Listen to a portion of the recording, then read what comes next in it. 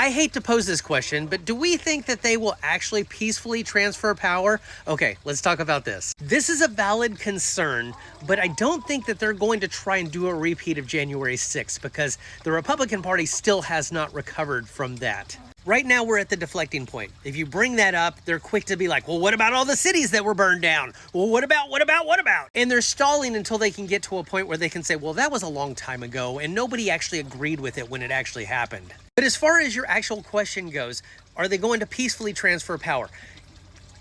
Yes, but caveats. First of all, they're going to do anything and everything they can to try and keep people from voting in that election. And then when they still lose, they're going to say that it's rigged. They're going to pull the same old stops. They're going to try and stall by using court cases and whatever they can come up with. They're going to try and poison the media well, because a lot of those methods have worked with their base in the past. I know what everybody is worried about, that he has fired so many people and installed a bunch of loyalists. Okay, but he can't get rid of everybody.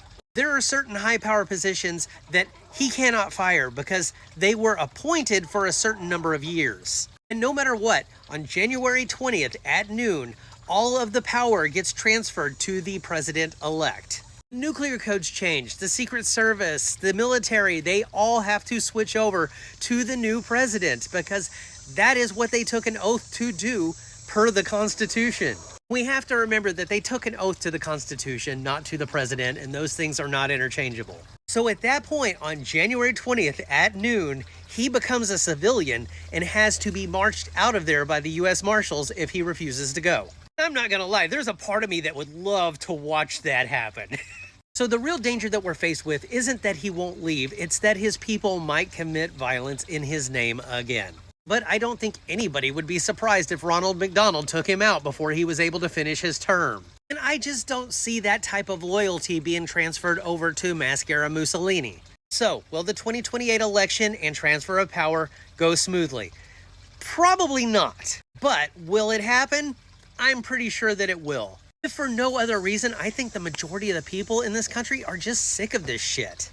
The struggle, the anger, the fear, it just seems like every single day there is something.